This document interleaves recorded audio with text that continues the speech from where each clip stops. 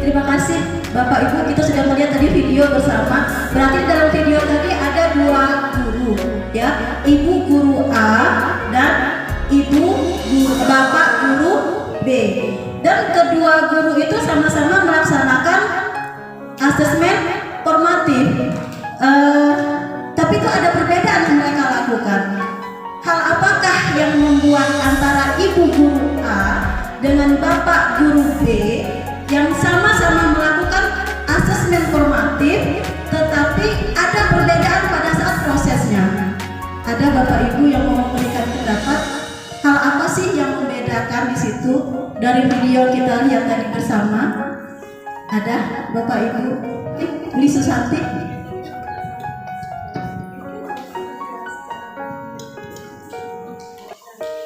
Dari kedua guru tersebut, meskipun asesmen formatifnya sama, topiknya perkalian, tapi menggunakan metode yang berbeda. Kalau asesmen yang pertama, guru menuntut mungkin secara tertulis mungkin.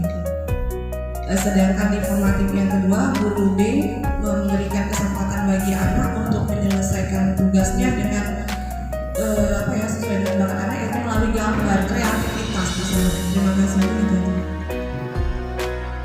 Terima kasih Bu Lis sudah memberikan pendapatnya terhadap video yang dilakukan, perbedaan yang dilakukan antara Ibu guru A dengan Bapak guru B, bahwa yang dilakukan oleh Ibu guru itu hanya kalau kita boleh merefleksikan lagi ke diri kita, kalau kita refleksikan ke diri kita tuh cenderung yang melakukan Ibu guru A atau Bapak guru B sih. Kalau kita dalam melakukan tes formatif, Ibu Teti mungkin Bu Rina seperti Ibu guru A, ya. Bu Teti juga hal yang selama ini kita lakukan itu asesmen formatif itu cenderung seperti Ibu guru A. Kita berikan, nah kita bisa seperti Ibu Tuti mana? Seperti Ibu Tuti bilang, nah kita bisa tes formatif ya, kita bisa ulangan harian ya, belajar di rumah, dah anak belajar. Yang belajar yang bersyukur pada saat ujian mencapai nilai KKM.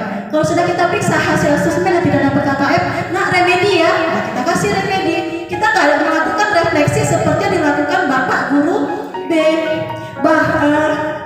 Di Bapak guru B tadi kita lihat di situ Pak guru membuat bagaimana siswa dapat merefleksikan hasil ujiannya. Apa sih yang sudah kamu dapat? Apa sih yang sudah kamu pahami? Apa sih yang sudah kamu bisa buat dari ulangan harian atau asesmen yang kita lakukan? Kan disebutkan saya sudah mampu seperti ini. Oh saya masih seperti ini Pak. Artinya di Bapak guru B dia membuat kesempatan, dia memberi kesempatan kepada siswa untuk merefleksikan hasil asesmennya. Dan itu yang tidak kita lakukan, terutama saya. Oke, ini tadi ya Ibu guru A dan Bapak guru B. Jadi yang membedakan antara Ibu guru A dengan Bapak guru B pada saat melakukan asesmen formatif adalah umpan balik yang diberikan oleh si Bapak terhadap hasil asesmen yang diperoleh oleh siswa.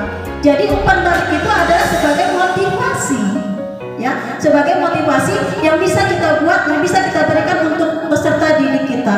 Jadi apa itu motivasi? Menurut pendapat Dweck tahun 2006, motivasi merupakan faktor utama yang menentukan keberhasilan jangka panjang. Kalau kita sering memberikan motivasi itu sangat pengaruh Bapak Ibu. Saya sudah melihat, ya, saya sering walaupun mungkin dia belum spirit ke anak-anak, ucapan-ucapan yang mungkin itu belum pantas ya, kita paten kali nak kamu sudah mengerjakan, itu kan motivasi, padahal itu belum paten kali menurut kita. Cuma dengan ucapan seperti itu, next ke depannya dengan pelajaran kita, ya semangat, oh ibu ini tidak menjatuhkan semangatku gitu, tidak menjudge kalau aku itu tidak pintar, tidak ya. Jadi itu memberi efek jangka panjang. Kemudian apa yang saya maksud dengan motivasi bukan hanya mengacu pada keinginan untuk mencapai tujuan, namun juga kesenangan belajar. Jadi umpan balik adalah kunci dari asesmen formatif.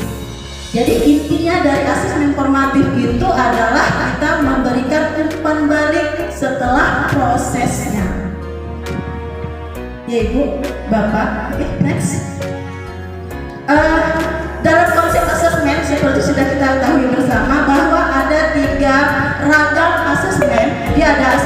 of learning, assessment for learning, and assessment as learning. Jadi ada 3 asesmen. Pertanyaannya sekarang, asesmen formatif itu ada dalam ragam asesmen yang mana? Next, Bu. Oke, bisa kita lihat dari konsep asesmen.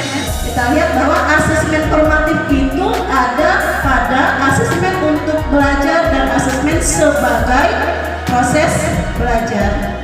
Jadi kalau untuk asesmen untuk belajar, tujuan kita lihat kunci asesornya dulu. Kita lihat dari kunci asesornya. Kalau untuk belajar, kunci asesornya itu adalah guru. Sedangkan kalau asesmen sebagai proses belajar, itu kunci asesornya adalah murid. Dengan tujuan yang pertama itu, kalau yang untuk belajar dengan asesmen formatif, guru mendapat informasi untuk membantu memikirkan tindak lanjut dari asesmen yang kita hasil asesmen yang kita terima. Kita bisa memikirkan tindak lanjut apa yang akan kita lakukan. Itu kan kunci asesornya kita. Kemudian faktor penentunya itu standar pihak luar atau ekspektasi tertentu. Kalau saya refleksi ke diri saya, untuk faktor penentunya itu adalah ekspektasi saya sendiri. Dengan memberikan asesmen formatif ini, maka saya berharap siswa akan dapat bla bla bla bla bla bla. Saya sesuaikan dengan indikator mencapai kompetensi yang saya buat. Kemudian untuk asesmen sebagai proses belajar, ini tadi asesor kuncinya adalah murid. Artinya dari asesmen formatif yang kita buat, murid dapat memonitoring dan mengoreksi secara mandiri proses belajar yang dia lakukan. Nanti yang kita berikan itu hasil formatifnya, kemudian kita kasih kesempatan siswa untuk merefleksikan dirinya. Ada di situlah dia dapat memonitoring atau mengoreksi secara mandiri proses belajar yang dia lakukan selama ini. Kemudian faktor penentunya itu capaian pribadi atau standar dari pihak luar. Formatif yang terakhir, aku sudah dapat seperti ini. Berarti formatif ini aku harus seperti ini. Dari proses belajar yang aku lakukan seperti ini harus ada peningkatan. Itu kalau faktor penentunya dari capaian pribadi atau standar dari pihak luar. Mungkin teman, ya, temanku sudah dapat seperti ini, masa aku enggak? Ya, jadi perbedaan untuk asesmen untuk belajar itu adalah lebih kepada guru. Kemudian asesmen sebagai proses belajar itu adalah kepada murid atau peserta didik. Oke, lanjut Bu Ria. Oke, ini beberapa prinsip asesmen formatif. Yang pertama itu asesmen formatif sebagai salah satu keterampilan keprofesionalan guru. Kemudian ini beberapa kunci keberhasilan asesmen formatif. Ya, ada beberapa kunci supaya asesmen formatif yang kita lakukan itu berhasil. Next, Bu Ria. Ada 7, ya, ada 7 kunci keberhasilan. Next, Bu Ria. Oke. Ada game Bapak Ibu, saya kirim linknya ya.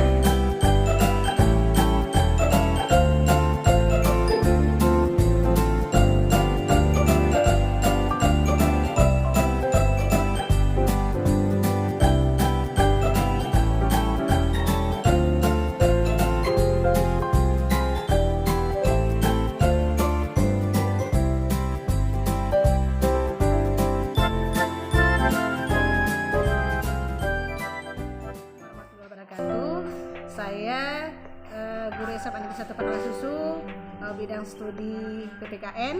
Ya, saya merasa bahagia dapat ikut serta di dalam pengibasan rekan-rekan, ya, dalam pelatihan Sekolah Merdeka Belajar, yang salah satunya pengibasan tersebut tentang asesmen formatif, di mana saya banyak mendapat ilmu dari rekan-rekan yang tadi sudah tampil di depan. Semoga ilmu ini insya Allah kedepannya akan saya terapkan kepada siswa di kelas, kemudian sehingga kompetensi pelajaran saya dapat tercapai. Saya juga memohon kepada rekan-rekan yang lain, semoga bisa juga menerapkan di dalam kelas, dan saya juga berharap memberikan ilmu dan ilmu kepada kami. Ya. Bila